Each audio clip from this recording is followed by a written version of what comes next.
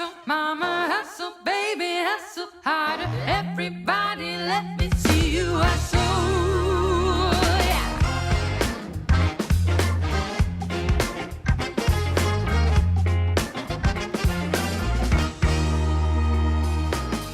It feels like I've been making this documentary for 14 years now. That's how long I've been living on the outskirts of this city, Greenville, North Carolina. My name is McKenzie. Growing up as an easily distracted kid with a strong sense of curiosity, I eventually found myself getting bored with this town. It was too quiet and plain, not nearly adventurous enough. I stayed here for a scholarship at East Carolina University, but every summer I would jump ship to another town, and even made it to Europe one semester. After all of this traveling, I thought that I'd seen so many inspirational places that returning to my hometown would be disastrous. But when I came back, it seemed that there was a resurgence of growth in the area. I wasn't sure if it was a whole new town or just my new perspective, but things in Greenville were definitely changing. I never did get rid of that curiosity from my childhood, so I decided to talk to some civic leaders to further investigate this phenomenon.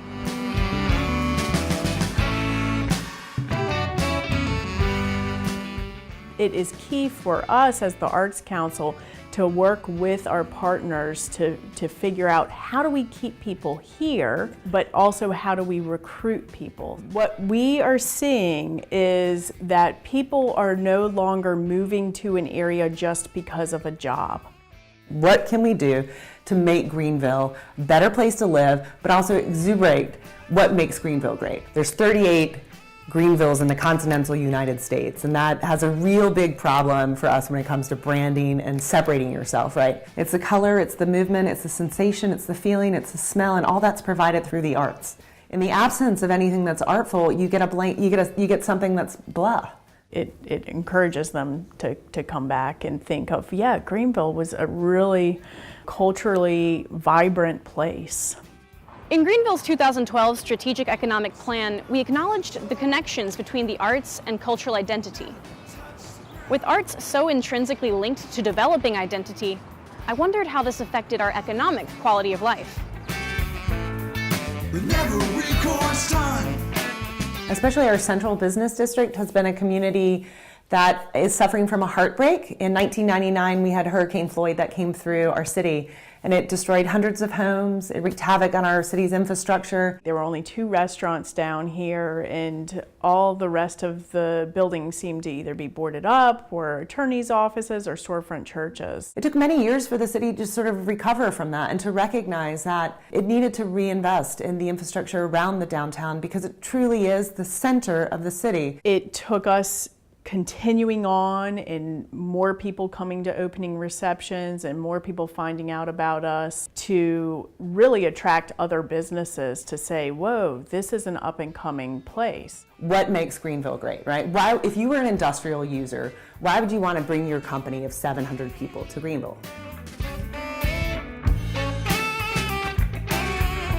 We were part of the Americans for the Arts Economic Impact of the Arts study. We did tons of surveys at different arts events, and people wrote down how much money they spent when they went to an arts event. So not necessarily on the ticket, but when they went to that event, did they eat at a restaurant? Did they go afterwards for drinks? And what was determined was when someone in Pitt County goes to an arts event, they spend $15 into the economy outside of that arts event. The restaurant next door or the brewery down the street is truly reaping the benefits. And you see that across the world, basically in a lot of blighted areas, the artists and arts organizations come in first because they take the risks. They have the vision, they come in and draw attention, and then other businesses come in after them. Local dollars stay local as they ripple through our center city, building our economy from the ground up. This feeds into local business, which then adds to the circulation of new wealth, jobs, and fun things to do. This is a really good thing for cities that want to continue growing. But it's taken Greenville a while to recognize the power of investing in the arts.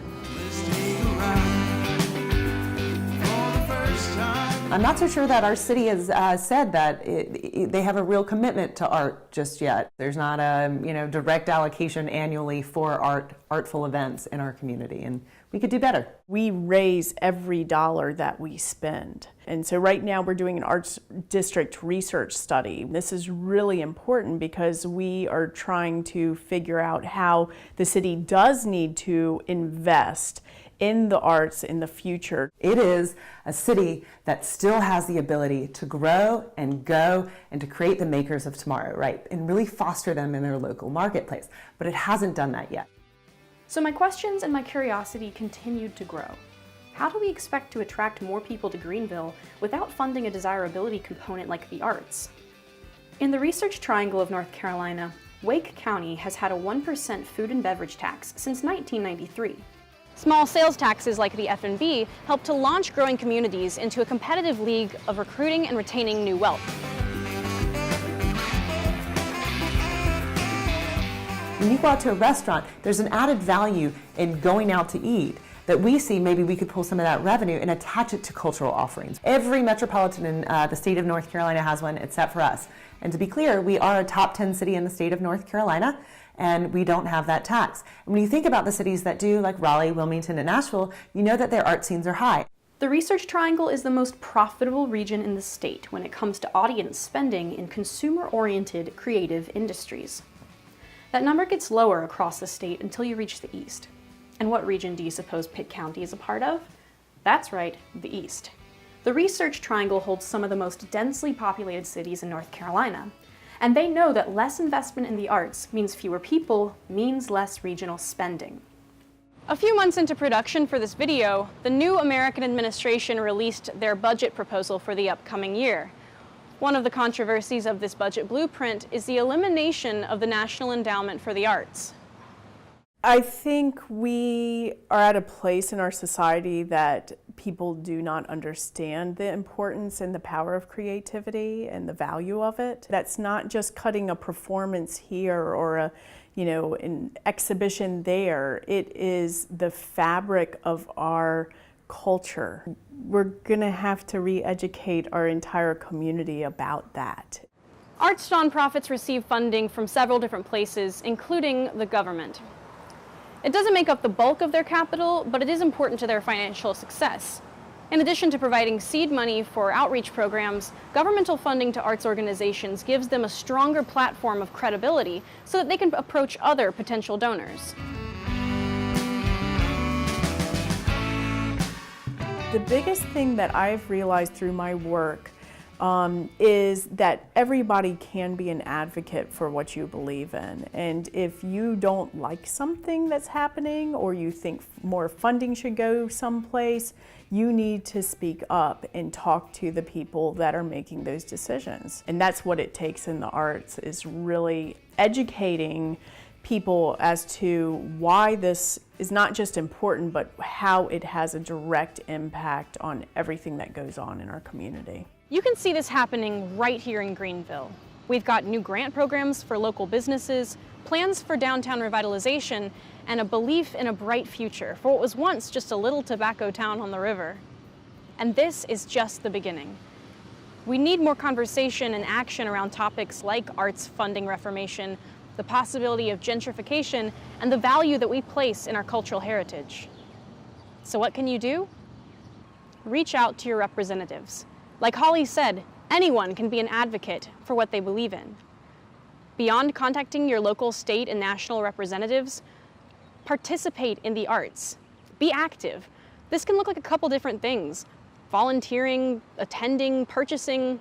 In order for places like Greenville to continue their path of growth, we must have investment both publicly and privately in the arts. It takes a little hustle, but the payoff, totally worth it. I'm McKenzie Shelton, encouraging you to get out there and get in your art scene. Stop your feet, shake your thighs, sway your body left and right. I got the feeling I'm gonna see ya. Let me see ya, let me see ya. Stop your feet, shake your thighs, sway your body left and right. I got the feeling I'm gonna see you. Baby. Clap it out. They call me the clapback queen. That's what I've heard. Okay, keep rolling.